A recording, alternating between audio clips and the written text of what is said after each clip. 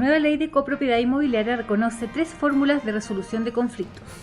En la resolución judicial, le corresponderá al juez de policía local conocer y resolver contiendas originadas por infracciones a las limitaciones y restricciones de la ley, las cuales podrán ser denunciadas por el comité de administración, el administrador o cualquier persona afectada. Esta denuncia deberá hacerse dentro de los 3 meses siguientes a la ocurrencia de la falta. El juez podrá sancionar a los infractores con una multa de 3 unidades tributarias mensuales, monto que aumentará al doble en caso de reincidencia. También podrá resolver controversias relativas a la administración o funcionamiento del condominio, las cuales pueden surgir por conflictos entre copropietarios y los órganos de administración o entre los mismos órganos. A petición del requirente, el juez podrá declarar la nulidad, total o parcial, del reglamento de la copropiedad y de los acuerdos adoptados por la asamblea, citar a una asamblea de copropietarios, con el fin de que se proceda a formar el comité de administración en caso de que no lo hubiere, y en caso de que el administrador o el presidente del comité no citaran cuando correspondía.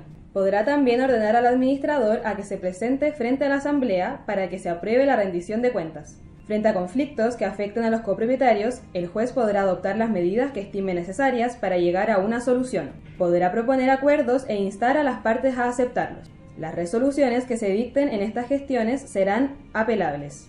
El cobro de gastos comunes morosos está sujeto al procedimiento de juicio ejecutivo, por lo que, en estos casos, le corresponderá a un juez de letras en lo civil conocer estas causas. En estos juicios se podrá obtener el embargo de las unidades del propietario ejecutado y, de ser necesario, se podrán subastar para obtener el pago de lo adeudado.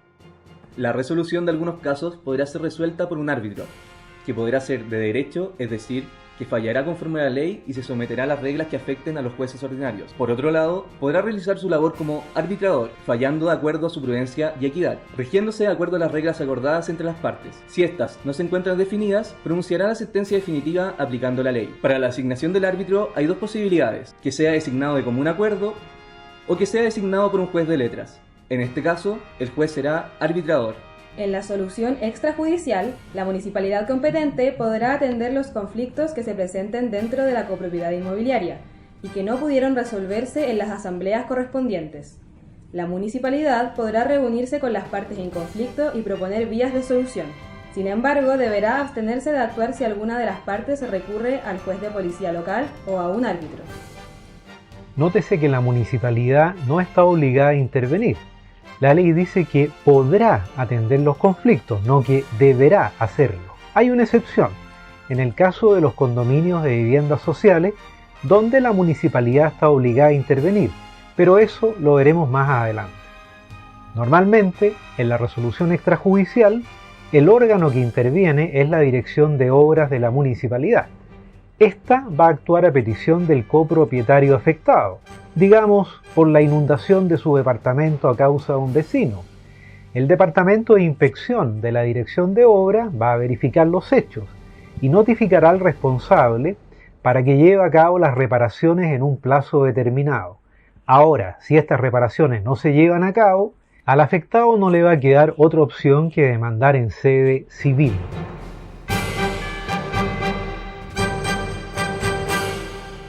Para que una propiedad pueda acogerse al régimen de copropiedad inmobiliaria, deberá cumplir con todas las normas de esta ley: la Ley General de Urbanismo y Construcciones, la Ordenanza General de Urbanismo y Construcciones, los instrumentos de planificación territorial y por las normas que regulan el área de emplazamiento del condominio.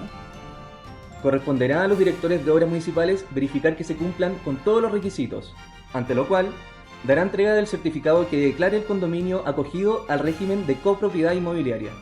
En los planos de un condominio deben estar claramente identificadas cada una de las unidades que dividen el inmueble, los bienes comunes y los diferentes sectores del condominio con los bienes y servicios destinados exclusivamente para ellos. Estos planos deberán contar con la aprobación del director de obras municipales. Además, se archivarán en una sección especial del registro de propiedad del conservador de bienes raíces respectivo, junto al certificado que acoge el condominio al régimen de copropiedad inmobiliaria. Todas las escrituras públicas que tengan por finalidad la transferencia de dominio o la constitución de derechos reales sobre una unidad deberán hacer referencia al plano del condominio. El terreno donde se emplace el condominio debe tener acceso directo a un bien nacional de uso público. La conexión podrá ser directa o a través de circulaciones de dominio común que no excedan los 400 metros de recorrido peatonal. El diseño del condominio y sus circulaciones, con esto nos referimos a accesos, calles, pasajes, deben asegurar el tránsito y operación expedita de los vehículos de emergencia. Esta es inicialmente una obligación que debe cumplir la persona natural o jurídica que construye el condominio. Pero una vez que se reciba el condominio, pasa a ser responsabilidad del administrador velar que las circulaciones cumplan con esta condición. La cantidad mínima de estacionamientos que puedan tener los condominios estará determinada por el plan regulador de cada comuna. Mientras que los estacionamientos para personas con discapacidad solo podrán asignarse en uso y goce a los copropietarios, a los ocupantes y a los arrendatarios que lo requieran, siempre dando prioridad a personas con movilidad reducida.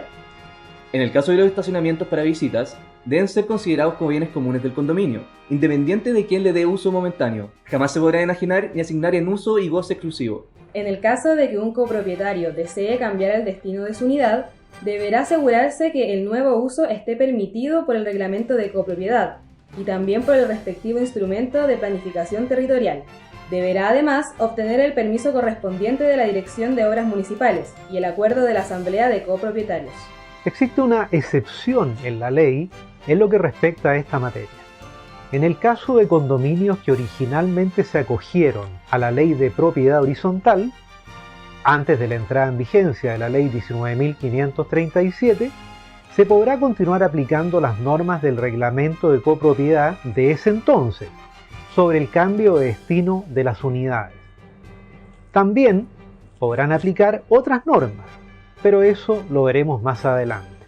Esta excepción se justifica en el principio de seguridad jurídica, porque las personas que adquirieron propiedades bajo la ley de propiedad horizontal lo hicieron bajo las condiciones de esas reglas, y la legislación actual puede contener normas que sean perjudiciales para estos propietarios. Por ende, cuando corresponda, se podrán mantener las condiciones de la ley de propiedad horizontal.